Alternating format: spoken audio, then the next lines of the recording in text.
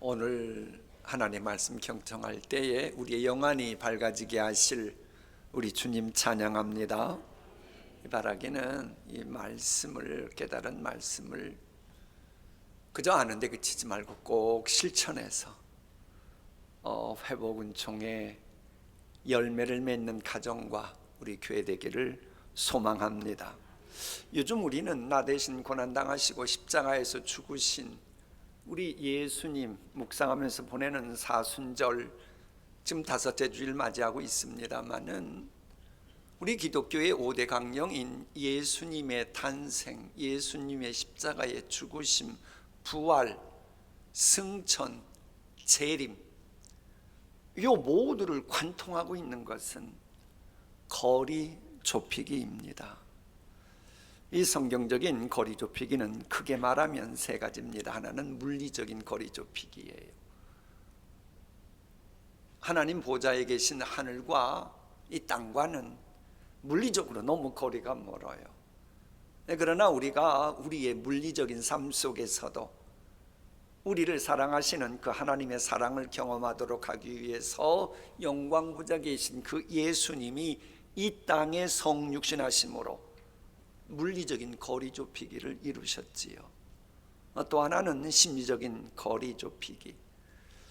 우리가 신앙생활 한다고 해도, 교회 왔다고 해도 그 하나님의 사랑, 하나님의 능력을 내 마음속으로 이 공감하지 못하면 아무런 소용이 없습니다. 그래서 히브리서 4장 15절은 이렇게 말합니다. 예수님은 우리와 거리 두기를 하신 분이 아니고 우리의 연약함을 동정하지 못하시는 것이 없을 정도로 이 심리적인 거리 좁히기를 위해서 사역하시고 이 세상에서의 온갖 우리 인간이 겪어야 될 시험까지 당하셨던 분이다라고 말합니다. 또 하나는 영적인 거리 좁히기도 있습니다. 성경에 보면 영원하신 하나님이 내 안에 계시고 내가 영원하신 주님 안에 거한다고 하는 말씀이 있죠. 이건 뭐냐? 우리가 금생과 내세에 있어서까지 영원한 그 하나님의 사랑을 온전히 체험하도록 영적인 이 거리 좁히기를 위해서 우리 주님의 모든 존재이와 목적이 설명되어진다라고 하는 겁니다. 물론 이 세 가지는 동시에 충족되어야 성경적입니다. 이 말씀을 상고다 보면 참 우리는 기도 제목이 많아요. 여러분, 물리적인 거리는 좁혀졌어도, 악수하고 있어도, 팔짱 끼고 있어도 심리적인 거리 좁히기가 되지 않으면 그건 사기치는 겁니다. 거짓말입니다. 속이는 겁니다. 그건 불행의 시작이 있을 뿐입니다. 여러분, 가정생활을 해도 이 부모 자식 간의 거리 좁히기가 안 되면 그 가정은 병들었습니다. 언제 무슨 일이 닥칠지 모르는 참 불행한 가정입니다. 심지어는 부부 사이라고 해도 결혼한 지 수년이 지났다, 심지어는 자식 낳고 장가 보내고 시집까지 보냈다, 아무리 그랬어도 부부간에 아직도 거리 좁혀지기가 안 됐으면 그 가정은 위험한 가정입니다. 일본처럼 황혼이혼도 가능해지는 그 무시무시한 이 가정이 됩니다. 교회도 그래요. 어떤 교회는 교인들끼리 아주 가깝게를 지내고 있고 그러는 것 같은데 영적으로 거리가 멀어요. 그러면 그건 신앙생활이 아니고 종교생활일 뿐입니다. 경제적인 문제 해결과 관련해서도 좀 거리가 좁혀져야 살만나고, 정치하는 분들 같으면 유권자들과의 거리가 좁혀져야 정치할 만 나는 거고, 학자 같으면 원하는 가설이든지 아이디어든지 그게 구체화되는 그것과 좀 가까워져야 연구할 맛이 나고 그러지 않겠어요? 사실 이 성경에요, 창세기부터 요한계시록까지의 모든 내용은 거리 좁히기를 향해서 계속 나아가고 있음을 알아야 합니다. 성전의 무너짐을 말하는 마태복음 본문도 마찬가지입니다. 이 마태복음 24장은 예수님께서 사순절 기간에 말 그대로 예수님의 십자가의 고난과 부활 사건 직전에 하신 말씀인데 성전이 무너진다는 내용이에요. 요즘 한국 교회가 무너지고 있다고 합니다마는, 무너진 제단이 수축되는 거 유언해 보인다고 합니다마는, 도대체 왜 성전이 무너진 겁니까? 도대체 무너지는 성전이 다시 수축되는 비결이 무엇입니까? 오늘 봉독한 말씀은요, 이게 24장 전체로 봐야 되거든요. 너무 길어서 딱 2절만 했는데, 한마디로 그래요. 성전이 무너지는 이유는 사랑이 없기 때문이었다는 거예요.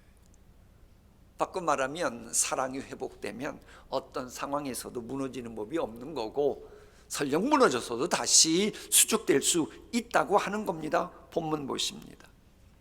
예수께서 성전에서 나와서 가실 때에 제자들이 성전 건물들을 가리켜 보이려고 나오니 대답하여 이르시되 너희가 이 모든 것을 보지 못하느냐? 내가 진실로 너희에게 이르노니 돌 하나도 돌 위에 남지 않고 다 무너뜨려지리라. 제자들이 조용히 와서 이르되 우리에게 이르소서 어느 때에 이렇게 성전 무너지는 일이 있겠사오며 또 주의 임하심과 세상 끝에는 무슨 징조가 있사오리이까? 예수께서 대답하여 이르시되 불법이 성함으로 많은 사람의 사랑이 식어지리라. 그러니까 예루살렘 성전이 무너진 것 역시도 결국은 사랑이 식어졌기 때문이고, 또 앞으로 주님이 그때그때마다 임하시고 주님이 오시는 그날까지도 계속 그럴 때 무슨 징조가 있냐? 사랑이 식어진다는 거예요. 그러면 그 다음에는 안 봐도 비디오라는 거예요. 그럼 왜 사랑이 식어집니까? 뭐 이유는 이런저런 이유 되지만 다 말장난이고, 결국은 마음속에 불법이 있기 때문에 결국 불법과 사랑이 식어지는 것은 맞물려 돌아간다고 하는 겁니다. 이것은 말세지 말을 말하는 것은 디모데 후서도 그렇습니다.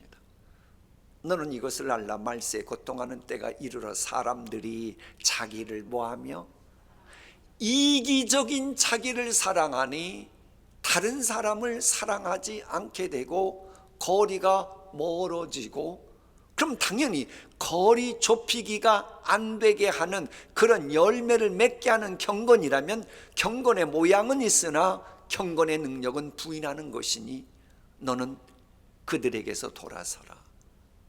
거리 좁히기를 방해하는 사람들에게서는 거리를 두라고 하는 말씀인 겁니다. 여러분, 사랑이 식어지면요, 내가 무엇을 하며 살아가야 될지 알려주시는 법 자체이신 하나님을 은근슬쩍 무시하고 내 멋대로 하는 그 마음 성향이 만들어집니다. 그러니 자연스럽게 경건의 모양은 있어도 경건의 능력은 부인하면서 회칠한 무덤처럼 살아갑니다. 거리 좁히는 사랑이 그래서 식어지면 이 감정의 문제나 이해관계 문제에 그치지 않고 성경은 영원토록 후회할 촛대 옮겨지는 비극까지 이어진다고 말씀하시는 거예요. 즉 사랑이 식어지면 교회가 무너지고 돌 하나도 남지 않는 폐허 만드시겠다는 건데, 이건 요한계시록도 마찬가지입니다. 그러나 너를 책망할 것이 있나니, 앞에는요 에베소 교회를 보고 우리 주님이 아이고 열심히 했다, 수고했다, 잘 참았다, 이단들의 그 공격을 막았다, 정치적인 박해도 견뎌냈다, 잘하고 잘했다 칭찬하는 거예요. 그러나 그건 그거고 너를 책망할 것이 있으니 너 처음 사랑 버렸구나. 어디서 떨어졌는지 생각하고 회개하고 처음 행위 가져야지.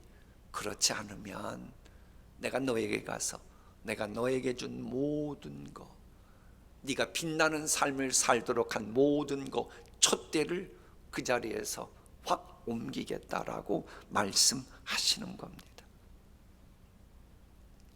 처음 사랑, 예수님 처음 만났을 때에 그 마음 어디 갔냐는 거예요. 교회 등록했을 때 순수한 마음 왜 상실했냐는 거예요. 재직으로 처음 임명받을 때 그 마음, 임직할 때 그 결심이 왜 보이지 않느냐는 겁니다. 여러분, 신앙이 건강하냐 병들었냐의 기준을 하나님 입장에서 우리가 제대로 알아야 돼요. 내가 예전처럼 봉사하지 못한다고 신앙이 병든 줄 압니까? 아니 나이 들어가는데 몸이 안 따라주는데 그럼 어떻게 봉사를 해요? 그보고 병들었다고 해야 됩니까? 그건 성경적으로 말이 맞지 않아요. 헌금이 그전만큼 못해서 그럼 병든 겁니까? 아니 경제적인 상황이 예전 같지 않아서 헌금 적게 하는 거 가지고 하나님이 쫀쫀하게 믿음이 병들었다 그러시겠어요? 하나님은 그런 분은 아닙니다. 그런 거 가지고 하나님은 병들었다 건강했다 그러시는 게 아니고, 네가 예수님 처음 믿을 때에 처음의 마음이 변질되었느냐 아니냐로 건강한 신앙인지 아닌지를 주님은 말씀하시는 겁니다. 이 간혹 가다가 처음 사랑 변질된 이유를 이렇게 저렇게 되면서 합리화시키는데, 여러분의 양심은 알 거 아닙니까? 아무리 헌신된 삶을 살아왔을지라도 처음 사랑 잃어버렸다면 고린도전서 13장 1절부터 3절 말씀처럼 아무것도 아닙니다. 아무런 유익도 없습니다. nothing이라니까요. 사랑 잃어버리면. 여러분, 우리가 잘 아는 대로 순수하게 처음 예수 믿었을 때는, 처음 사랑 가졌을 때는 내가 섬기고 봉사하는 것도 하나님의 은혜다 그렇게 생각했었잖아요. 처음 사랑. 그런데 이 처음 사랑이 식어져 버리면 어느 순간부터 초창기의 섬김과 봉사하고 똑같은데도 그때부터는 하나님의 은혜가 아니고 내 공로, 내가 희생해서 이렇게 나가니까 하나님과의 거리가 자연스럽게 멀어져요. 내가 헌신해도 그전에는 은혜로 내가 이걸 했다, 하나님 감사합니다 그랬는데, 헌신해도 이건 내가 희생한 거야 이러니 그걸 못 알아주면 서운한 겁니다. 서운하면 서운하게 하는 사람들을 향해 거리가 멀어지더라는 거예요. 이제라도 하나님과의 거리를 좁히고 형제자매들과의 거리를 좁히는 처음 사랑, 어디서부터 식어졌는지를 생각하고 회개해야 회복의 은총이 가능해지고 무너진 재단이 수축되는 겁니다. 이것은 히브리서 2장도 마찬가지예요. 히브리서 2장 말씀 보면 내가 처음 사랑을 어디서부터 잃어버렸는지, 세상 어디서부터 세상 유행 풍조의 물거리에 흘려 떠내려 보내게 되었는지 좀 생각하라는 거예요. 그래서 생각하라고 하는 것은 단순한 생각이 아니고 문법 시제가 계속해서 항상 생각하라는 거예요. 언제까지 생각하냐? 네가 처음 사랑을 회복할 때까지 어떻게 하다가 거리 좁히기를 했던 내가 그걸 멀리 했는지 생각하고 또 생각하라고 하는 겁니다. 이걸 복음서로 접근해 봅니다. 당자가 아버지와 처음에는 거리 좁히기를 하면서 잘 살다가 아버지와 거리 두기를 하고 떠나지요. 그리고 방탕하게 됐지요. 그럴 때 회복의 은총 입는 단계가 있습니다. 생각을 합니다. 내가 아버지와 거리 좁히기 할 때 이런저런 은혜를 입었었는데 그렇죠. 그리고 나서 내가 하나님 앞에, 아버지 앞에 죄를 졌구나 하고 회개하지요. 우리도 마찬가지예요. 처음 사랑 잃어버렸다면 어디서 처음 사랑 잃어버렸는지 좀 생각해야 되고, 둘째, 우리가 믿는 예수님도 사랑이고 아버지 하나님도 사랑이신데, 그래서 내가 그 사랑을 잃어버리는 것은 죄악인데 그것을 알고 회개해야지요. 그 다음 단계가 뭐예요? 내가 이랬으니 이제 아버지께로 돌아가야지, 거리 좁히기를 해야지. 그리고 돌아오니까는 당장의 모든 게 다 회복되잖아요. 회복시켜 주잖아요. 처음 사랑도 마찬가지예요. 마지막 단계는 뭐냐? 하나님과 교회 지체들과의 거리 좁히기. 이제는 실천하는 단계로 나아가야 하는 겁니다. 그러지 않으면 하나님이 촛대 옮기시니까. 처음 사랑 회복하지 못하면 하나님이 그동안 내게 주셨던 모든 거 다 회수해 가시니까. 이것은 여러분 성경 전체를 관통해. 그래 여러분, 이 마태복음 24장 말씀 상고하고 있습니다만은 이 바로 앞에 있는 마태복음 23장에도 예수님이 화 있을진저라고 하는 말씀을 무려 7번이나 하셔요. 몇 번 하신다고요? 야, 한 번만 해도 무시무시한데 7번 하셔요. 그런데 저기에 보면 화 있을진저 왜 그러느냐, 화 있을진저 왜 그러느냐, 이게 7번 나와요.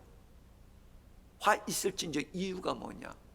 알기는 아는데, 말은 하는데 실제로 거리 좁히는 행함이 있는 믿음이 없다는 거예요. 그러니 화 있을진저라고 말씀하십니다. 그건 역사적으로 볼 때도 그래요. 자, 거리 좁히기를 위해서, 하나님과 우리와의 거리 좁히기를 위해서 왼수됐던 우리까지도 구원하시기 위해서 예수님이 이 땅에 강생하셨잖아요. 근데 그런 예수님마저 십자가에 못 박아 죽이는 거예요. 즉 하나님과의 거리 두기를 본격화시킨 겁니다. 그래서 하나님도 그래, 내가 지금까지 참다가 영원한 독생자까지 보냈는데 이제는 예수님까지 죽이면서 나와 거리 두기를 하겠다? 좋다. 그럼 나도 이제는 본격적으로 그 결과가 무엇인지 말하지 하고는 예루살렘 성전을 완전히 박살낸 겁니다. 기독교 2000년 역사가도 그래요. 그동안 교회 역사에 등장했던 교회들이 있다가 사라진 교회들 보십시오. 여러 이유 되지만 한마디로 오늘 주제 관점에서 보면 거리 좁히기 실패해서 그래요. 하나님과의 거리 좁히기 실패했고, 성도들끼리 교회 거리 좁히기 실패했고, 이웃과 교회 거리 좁히기 실패했고, 그러니 역사 무대에 사라진 거죠. 이 거리 좁히기 공식을 여러분 흥망성쇠 모든 거 한번 다 대입해 보십시오. 그 신앙은 물론이고 사업이고 뭐든지 다 대부분 다 대입하면 거의 맞아 떨어질 겁니다. 사랑이 이렇게 중요해요. 사랑이 이렇게도 중요하기에 사랑에 목숨 걸어야 거리 좁히기도 열매를 맺고 주의 놀라운 은총 경험합니다. 여러분, 건강한 신앙인이 누구냐? 오늘 말씀 관점에서 보면 평생 사랑 노래하는 사람이에요. 아멘 안 할 줄 알았어요. 근데 여러분, 사랑이 그렇게 우스운 게 아닙니다. 만복의 근원 대신 성경에 있는 모든 기복 신앙까지 말씀할 때 등장하는 그 하나님의 약속도 다 주시는 하나님이 사랑이십니다. 그래서 이 사랑이라고 하는 것은요, 금생뿐만 아니라 내세까지도 영원히 찬송할 주제입니다. 그리고 오늘 우리가 예배 시작할 때에 찬송했던 거기에도 보면 뭐예요? 영원토록 찬송할 게 하나님의 사랑이잖아요. 사랑이 그렇게 중요해요. 물론 이제 거리 좁히기가 이렇게도 귀한 복임을 알았다면 좀 우리 교인들은 복을 누리는 좀 근성이 좀 있었으면 좋겠어요. 그 누군가가 거리 좁히기로 인해서 하나님의 은혜를 입고 큰 복을 받아 누렸다 그러면 살다 보면 그럴 수도 있지 뭐 시큰둥하고, 제발 그러지 마세요. 그래? 거리 좁히기 해서 그 놀라운 그 복을 받았어? 그 은혜를 입었어? 그럼 나도 받아야지. 이런 좀 근성이 있어야 돼요. 그런데 어떤 교인들 보면 원수 갚는 쪽으로는 근성이 분명히 있어요. 근데 은혜 받는 쪽으로는 근성이 없이 교회 생활하는 사람들이 저쪽에 있는 북신교회는 있더라고요. 왜 신앙생활을 그렇게 합니까? 그게 신앙생활입니까? 원수 갚는 근성은 없어도 하나님이 알아서 하셔요. 그러지 말고 하나님의 은혜 있고 하나님의 복 받는 좀 그런 근성이 있어야 돼요. 복 받는 길 그리고 발견했으면 좀 그 길로 근성을 가지고 가야 돼요. 어떤 분 표현대로 물고기가 없는 데는 아무리 낚싯줄 던지고 기다려도 소용없어요. 10년 있어도 그거 소용없어요. 거기 안 잡혀요. 아니 고기가 없는데 왜 거기 있어요? 길이 없는데 아무리 가고 열심히 낮이고 밤이고 한 1년 내내 다녀보세요. 길 발견, 아니 길이 없는 데인데 무슨 길이 있겠어요? 하나님께서 물고기처럼 살아 움직이는 약속의 말씀을 딱딱 주시고 거리 좁히는 길 보여주신 그 길 보면 이제 더 이상 그 대신에 머뭇거리지 말아요. 하나님이 보여주신 길이 아니고 엉뚱한 길로 가니까 구원의 방주로 와서 구원받아야 할 사람들이 이단 사이비에 빠지는 겁니다. 요즘 이단 사이비 교주들 이야기가 매스컴에 종종 언급돼서 이 말씀도 드리는 거예요. 여러분, 이단 사이비의 특징이 뭐냐? 집단화입니다. 집단화. 그런데 그들의 집단화를 잘 분석해 보세요. 기성교회와 정통이라고 하는 교회와 거리두기를 하게 하는 겁니다. 옆에 가지도 못하게 해요. 그리고 교주의 입장과 반하면 가족까지도 거리두기 해가지고 집 나오잖아요. 거리두기예요. 그런데 이게 뭐냐? 결국은 뒤에서 교주들을 조종하는 사탄의 특성이 그래요. 사탄은 에덴 동산에서도 그러잖아요. 하나님과 거리 좁혀지려고 하는 것을 들어가서 거리 좁히기 방해했던 게 사탄이잖아요. 그래서 여러분, 교묘하게 이간질시키면서 거리 좁히기 방해하는 시도는요, 그 마귀의 하수인 역할을 하는 겁니다. 성령 받으면 왜 사이 좁히기에 신경 쓰지? 멀쩡한 사람들 거리 떨어뜨리게 만들어요. 성령 받으면 그렇게 안 합니다. 왜 집단화시키는 이단 사이비에 빠집니까? 심리학자들에 의하면 외로움 타는 사람들이 이단 사이비에 빠지는 확률이 아주 높답니다. 왜 외로워요? 거리 좁히기 실패했으니까. 가족과 거리 좁히기 실패했고, 친구들과 거리 좁히기 실패하니까 혼자 앉아서 컴퓨터 들어가가지고 유튜브 보고, 그러다가 유튜브에 이단 사이비가 뿌려놓은 미끼 딱 걸려가지고, 그래서 그렇게 되는 거 아닙니까? 사탄 마귀 함정에 누가 빠져요? 하나님과의 거리 좁히기에 문제가 있는 사람들. 왜 종말론에 미혹돼요? 성경 진리와 거리 좁히기에 실패했기 때문입니다. 한마디로 이건 뭐냐?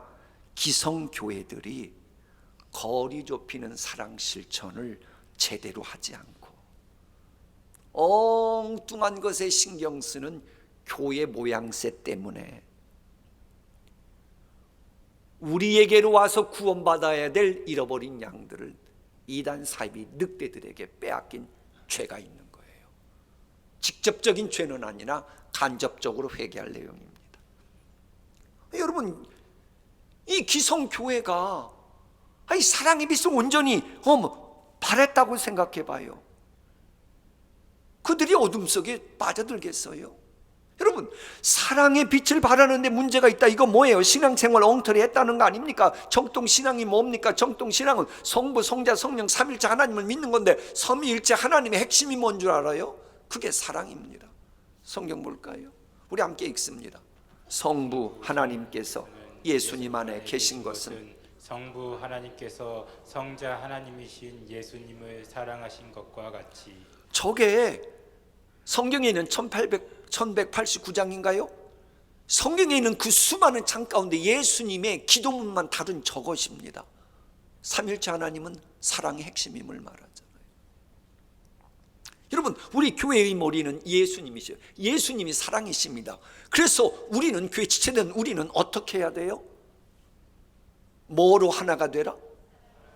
저게 성경 말씀이에요. 삼일체 하나님과 우리와의 관계가 또 하나 되는 것 역시도 사랑입니다. 자, 볼까요? 예수님께서 기도하실 때 성부 하나님이 나를 사랑하신 사랑이 그 안에 있건데, 제가 동신교회라고 하는 거예요. 동신교회 안에 있고 나도 그 안에 있어, 동신교회 안에 있어 하나가 되게 하려 함이니이다. 뭐가요? 사랑. 하나가 되는데 필수가 사랑입니다. 부부도 사랑해야 하나가 되잖아요. 부모 자식 간에도 사랑해야 이게 하나가 돼요. 사랑하지 않으면 하나 안 됩니다. 사랑해야 교인들이 하나가 되고 교회도 하나가 되고, 사랑이 아닌 것으로 하나가 되는 거 있는데 그거 정통 아닙니다. 그건 사입이에요. 물론 세상 사람들은 이데올로기로, 지연으로, 학연으로, 혹은 같은 나이 또래라고 하는 이유로, 아버지 친구의 자식이라고, 엄마 친구의 자녀라고, 뭐 이런 이유로 자꾸 하나가 되려고 하는데, 여러분 아시겠지만 그건 지역적이잖아요. 변질되잖아요. 그렇게 변질될 수 있는 것은 그저 인지상정상 플러스 알파로 액세서리로 보여주는 것뿐이지 그게 본질을 제태하지 못합니다. 그런 것이 교회 본질의 사랑의 하나됨을 파괴하면 그건 그때부터는 죄악이 됩니다. 여러분, 사랑이 실존하면 끼리끼리 모이는 이 집단화가요 패거리가 되고 당기는 것이 됩니다. 여러분, 거리 좁히는 사랑이 있어 봐요. 그리고 하나 되면 그게 당직겠어요? 팀웍이 되지.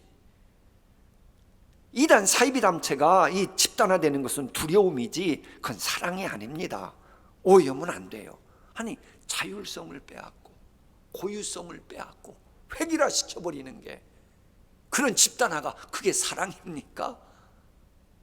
여러분, 온 인류를 창조하신 그 하나님의 사랑의 근본이잖아요. 그러면 그 하나님의 사랑이 내게 오면 나도 당연히 다양성, 고유성, 상대방의 특성 그걸 인정하지요. 섬세한 상대방의 특징을 인정해 주면서 그렇게 살아가니 당연히 살만 나는 공동체가 되고 더 풍성해지지요. 서로를 향한 지체의식을 가지고 서로를 인정해 주면서 존중하면서 복된 미래를 향해 나아가는 자기 십자가 지는 거, 요게 성경이 말하는 사랑이에요. 이 사랑은요, 열정과 함께 상대방을 존중하기가 맞물려 돌아가야 그게 제대로 되는 사랑입니다. 열정 없이 사랑한다, 그게 무슨 사랑이에요? 무슨 플라토닉 사랑이라는, 성경에는 그런 얘기 없어요. 그런 건 사랑 아닙니다. 또한 열정은 있는데 상대방을 존중하지 않고 자기 멋대로 하는 거, 그것도 사랑 아닙니다. 청소년들 표현대로 할까요? 하나님께서는요, 사랑이시라면 쩔쩔맵니다. 이 사랑받는 게 얼마나 좋은지 여러분이 아직 모르시는 것 같은 표정인데, 이 하나님이 사랑이 분명하면요, 하나님 쩔쩔매. 그래 창세기 6장을 보면 인간들이 범죄하고 타락합니다. 근데도 하나님이 쩔쩔매셔가지고 심판을 자꾸 연기하셔요. 왜? 사랑하기 때문에. 그건 멀리 갈 것 없어요. 여러분 가정으로 생각해 보면 돼요. 여러분 참 물어봅니다. 여러분 자녀, 여러분 마음먹은 대로 자라던가요? 답변 하나도 안 넣는 거 보니까 꼭 그러는 것처럼 뉘앙스를 주시는데, 혹시 그런 분이 있으면 은밀하게 저한테 알려주세요. 내 마음먹은 대로 내 자녀는 어려서부터 자랐다. 제가 그 얘기는 학회에 보고해도 그건 분명히 보고거리가 될 만큼 희귀한 일입니다. 내 자녀, 내 마음먹은 대로 되지 않습니다. 그러면 내 마음먹은 대로 되지 않는다고 자녀 내쫓는 부모 있어요? 아니잖아요. 여러분도 그런데 하나님이 마음먹은 대로 되지 않았다고 여러분 내쫓겠어요? 사랑하면 자식이 내 마음먹은 대로 안 돼도 부모가 쩔쩔매면서 낳아주고 키워주고 그랬는데도 왜 쩔쩔매는지는 여러분이 알 거예요. 하나님도 그러잖아요. 우리 만들어주시고 영원한 독생자까지 죽게 하시고 지금까지 오모조문에 베푸셨는데도 왜 우리에게 쩔쩔매는지, 이게 같은 맥락입니다.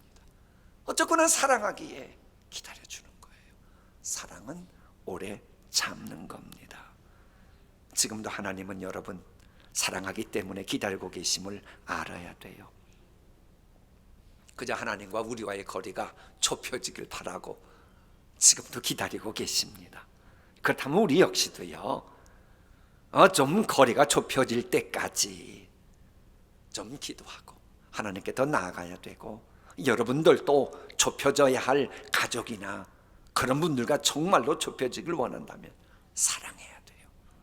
사랑해야 거리 좁혀지기 열매 맺을 때까지 기다려지는 거예요. 사랑이 아니면 못 기다립니다. 자, 마무리하겠습니다. 42.195km 뛰는 마라톤 선수에게 가장 힘든 시점은 체력이 거의 고갈되어 가는데도 꼬른 지점이 보이지 않을 때 가장 힘들대요. 이 선수라 그러면 처음부터 막 42.195km 걷기도 힘든데 온 힘을 다해 쏘더니 막 고갈되는 거예요. 그런데도요, 꼬른 지점이 보이면 생각지도 않았던 힘이 막 솟아서 열심히 또 뛴다 그럽니다. 물론 피곤하지요. 근데 피곤한 건 어쩔 수 없이 감수해야 돼요. 그래서 마라톤 완주를 위해서 명심해야 될 요령이 뭐냐? 마라톤 완주는 쉬운 목표가 아니기 때문에 마라톤 완주를 위해서 피로가 오고 고통이 온다고 하는 것은 당연히 완주 과정의 일부다라고 받아들이도록 자기 세뇌시키는 것이래요. 이제 그런 맘 먹으면요, 더 많은 변수가 와도 감수한답니다. 감수하다 보면 드디어 결승점과의 거리가 좁혀지는 거지요. 신앙생활이 그렇습니다.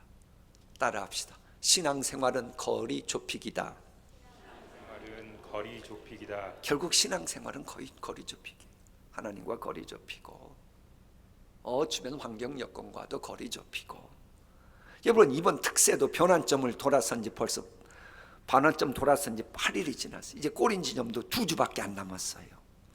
이번 40일 특세에 주제도 다양하고 그날마다 말씀 내용도 다르게 전개되고는 있습니다만은 공통분모는 하나입니다. 거리 좁히기입니다. 하나님과 거리 좁히고 회복의 은총을 구체적으로 경험하는 것과 거리 좁히고 무너진 재단이 수축되는 그 감격과 거리 좁히고 성김의 장막, 그 교제의 장막을 통해서 교회 형제자매들과 잃어버린 형제자매들과의 거리도 좁히고. 이제 2주일밖에 안 남았는데 좀 내일 새벽부터는 남들이 한가 이렇게 따져보지 않으니까 좀 이 2주밖에 안 남았는 좀 새벽에 거리 좁히기, 하나님과 거리 좁히기에 올인했으면 좋겠어요. 아무쪼록 하나님과의 거리 좁히기를 통해서 산 소망과의 거리도 좁혀갔다. 다윗의 신앙을 본받는 우리 모두가 되었으면 좋겠습니다. 기도하십니다.